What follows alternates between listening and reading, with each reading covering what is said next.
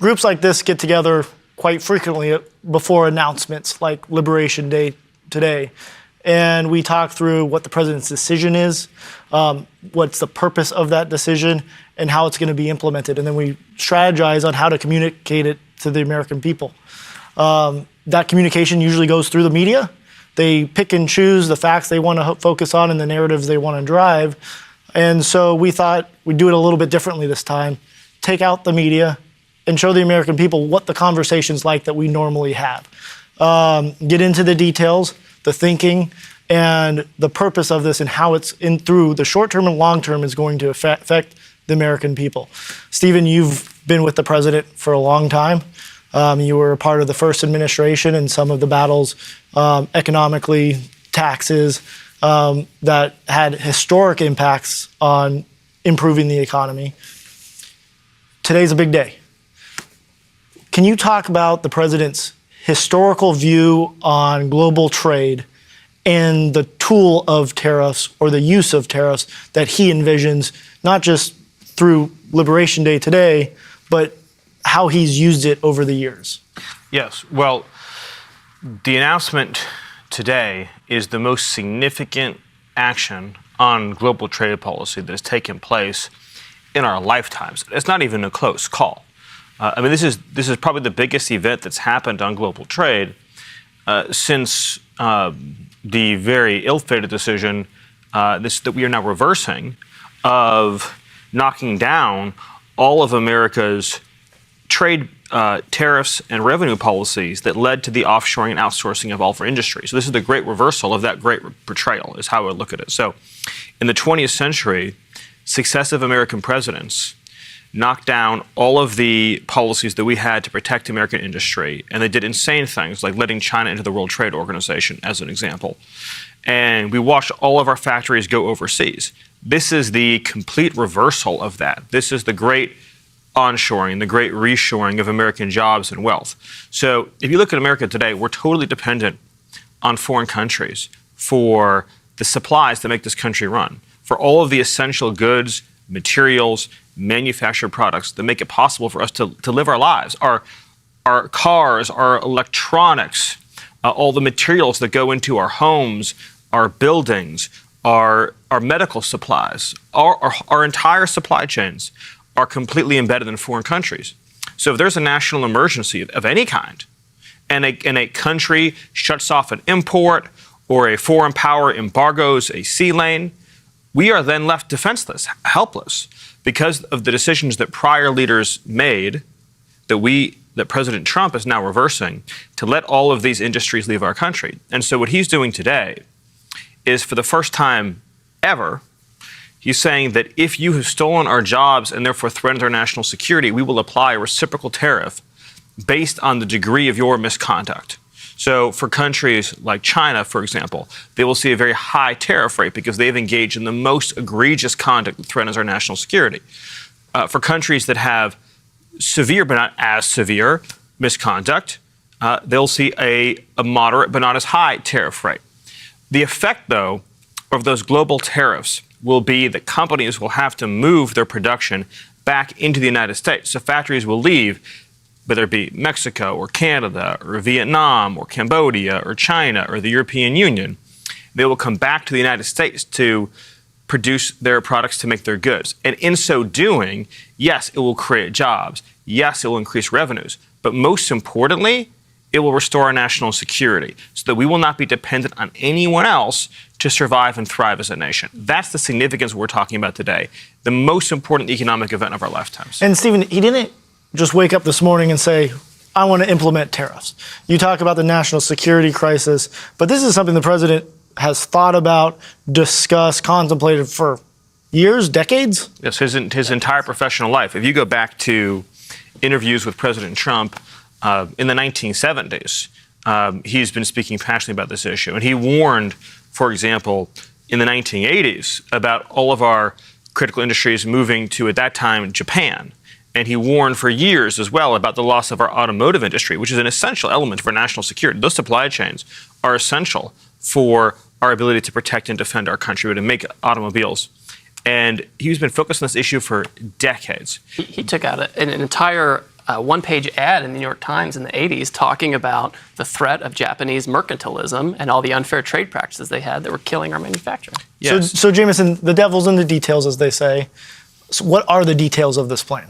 Sure. Well, Stephen just highlighted some of these. First of all, we're doing a reciprocal tariff, right? This is a golden rule for the golden age. We treat them how they treat us. As Stephen mentioned, we expect that those countries that treat us very poorly, where they have documented behavior over many years of whether it's high tariff levels or extreme trade barriers or taxes or other kind of charges that discriminate against our companies or burden our companies, they are naturally going to have higher rates, because to achieve the kind of reciprocity we need, you have to have a higher rate.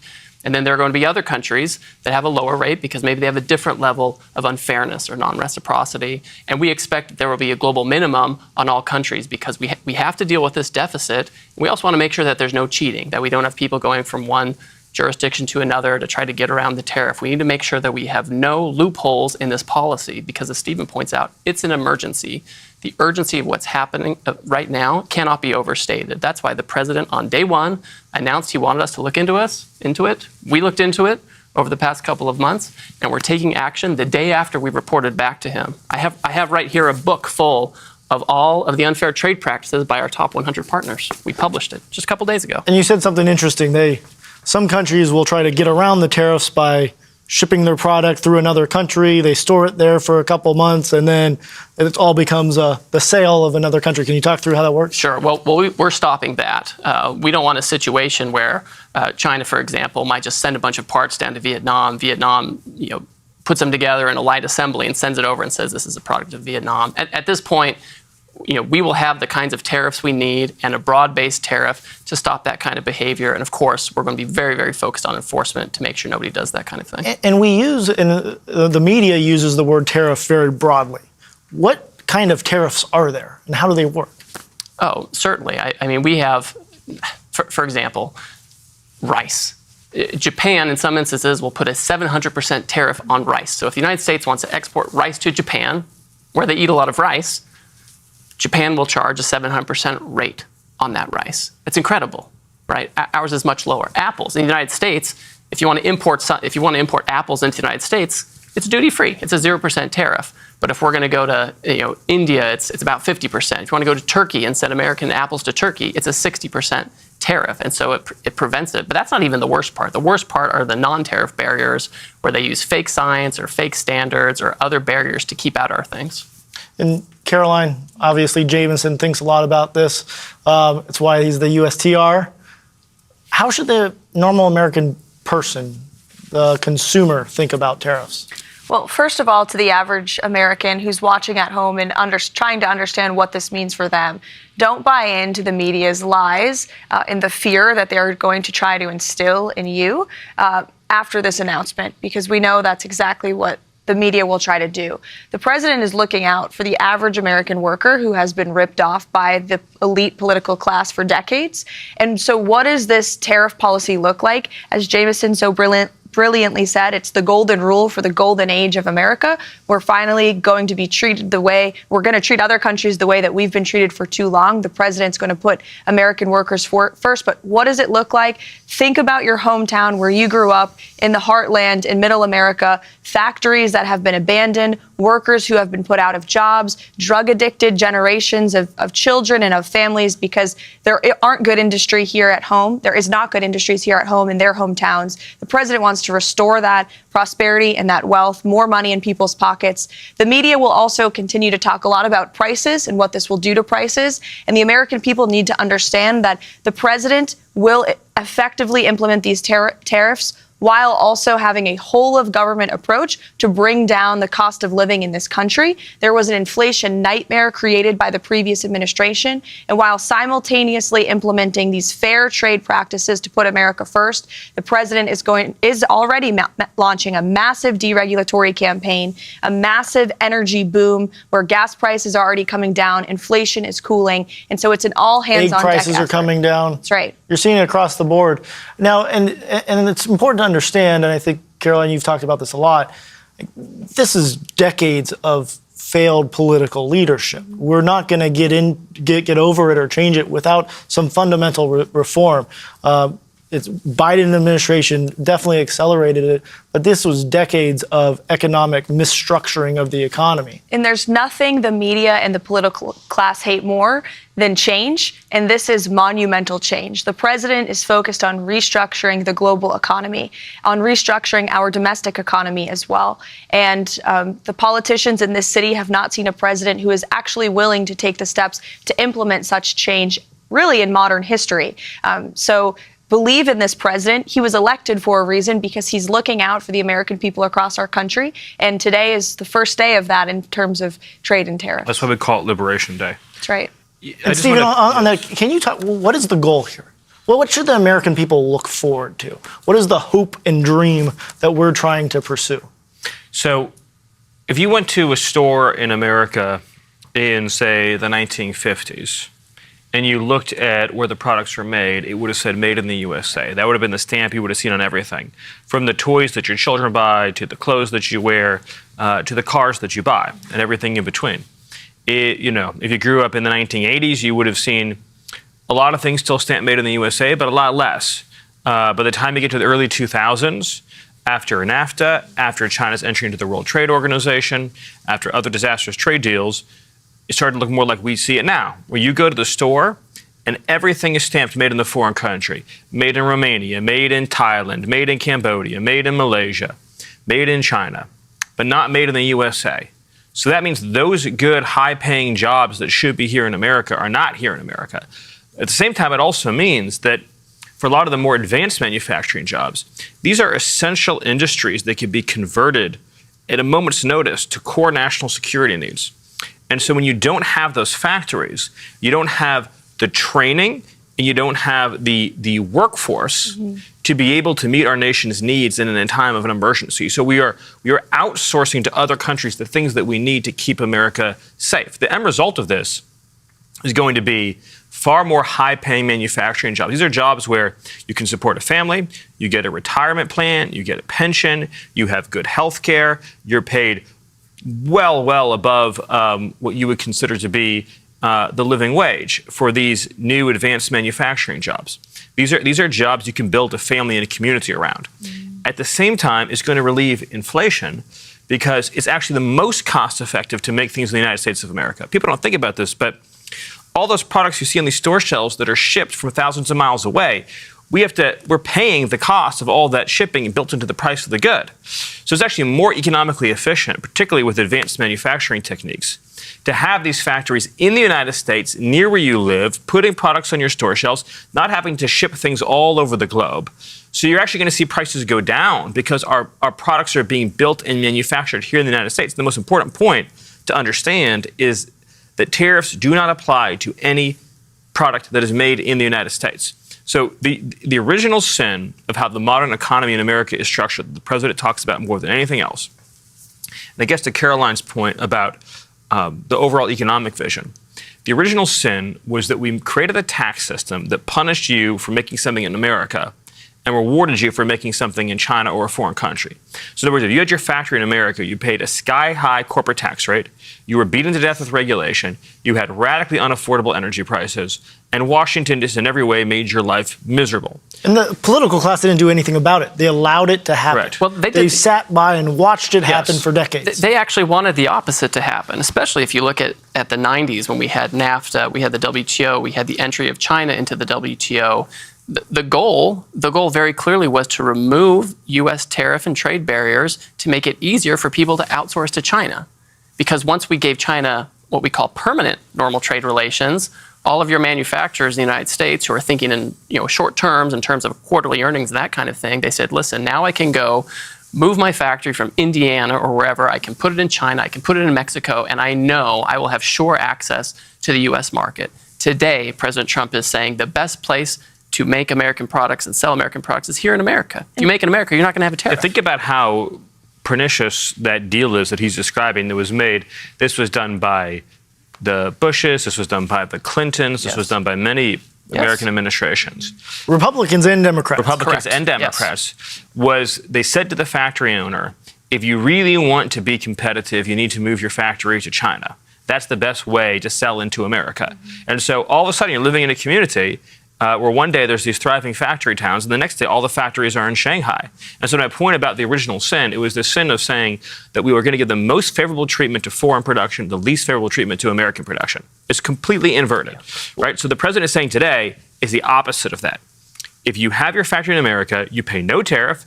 We are going to reduce your taxes, and we're going to reduce your regulations and reduce your energy costs. So you're going to get the best possible deal, but you have to do it here. And to anyone questioning the effectiveness of the president's trade and tariff agenda, look at what has happened before Liberation Day. We have had billions and billions of dollars Billions, worth of almost 2.7 now? great investments, yes, into our country. You have some of the biggest companies in the world like Apple and Hyundai announcing investments in American communities. That are jobs in these communities, that's manufacturing in these communities. Those are American families who are going to now be able to live the American dream because of these investments, and the tariffs haven't even been implemented. So President Trump is serving as America's businessman in chief, America's negotiator in chief, by encouraging and incentivizing, for once, finally, for these companies to do business here. We have the labor, we have the resources, we have the best market in the world. There's no reason we shouldn't have a president who's trying to champion America and America First policies. And Caroline, he had identified the problem, and he's got a solution. But you spoke to this before. Tariffs are a big part of the solution here, but it's not the only part. Right. Companies coming in, we've all been sitting in meetings with him where he says, what is your problem for coming back? What's getting in your way? Is it regulations? Let's solve that problem. The president he talked about it in a press conference this week. He had Stellantis, big car manufacturer, some of the best brands that there is. And he says, what is your problem? He says, all the regulations. You have California that's just crippling car manufacturing with their erroneous green new scam regulations. We need to pull them back. The president gets on the phone. He wants to bring companies back. He wants to bring jobs back. He wants to bring wealth back. He wants to make things more affordable. Jameson, how is he doing that? Well, let's remember that he has a great track record. If you look at the first term, the president used tariffs to great effect, and he coupled it with great tax bill, great energy policy, all things we're talking about now. And what happened in the first term? Inflation went down, unemployment went down, real median household income went up for every demographic. I mean, this is incredible. We had manufacturing jobs went up, so we know it can be done. He's already done it before. We're a couple months in, we're already doing it now. He knows exactly how to use the tools of the economy, whether they're trade tools and tariffs or other tools, to really make sure that America can be competitive, that American workers can have good jobs, and American families can have prosperity in their communities where they live. And we want to wrap this up. So, Stephen, Caroline, some last messages. What do you think the biggest takeaway of today is, and what should the American public look forward to? Well, I think at a fundamental philosophical level, when you talk about America first, it gets down to this. Who should have priority access to the U.S. market? Should it be the factory that's located in Cleveland, or should it be the factory that's located in Beijing? That's the fundamental question. The radical left corporate media, the globalist corporate media that is attempting to criticize this plan take the view that the best place to put your factory should be in Beijing or Shanghai or Bangkok or anywhere but the United States of America. The president's view is we should do everything in our power to make it so that the best place to put your factory is in an American town. So we get all the benefit. We get the economic benefit, we get the social benefit, we get the community benefit, and most importantly, we get the national security benefit of having our critical industries here in America. And that's why we're calling it Liberation Day, because he is freeing us from a global economic system that has made us subservient to foreign nations and foreign powers. And Stephen, on that point, means it's not a short-term solution. This is a philosophical belief in a future for America. And so for those looking for predictability, we hear that word a lot. You can predict this policy will remain in effect. Correct. The predictability is the absolute certainty that this program will remain in effect, that we will continue to have policies and continue to have tariffs that will ensure that we have the national security needs of our country met, and that means American industry inside of the United States of America. It's actually the most stable and predictable policy, because everyone in the world knows if I want to sell to America, just move your factory to America. Nothing is clearer, more stable, more predictable than that. You want to sell to Americans, then get your company, get your business, get your plant, and move it to America. That is the most predictable. And on top of that, we're going to have regulatory certainty, tax certainty and energy certainty. So this is the definition of certainty and predictability. And to your point, it's not a short-term fix. It's the total realignment of the global trade system to put America first. Caroline, what's our closing message here? Closing message is every tax-paying citizen in this country should be incredibly excited about Liberation Day. President Trump is delivering on exactly what he said he was going to do for you. The golden age of America, more jobs, more wealth, more prosperity, more security right here at home.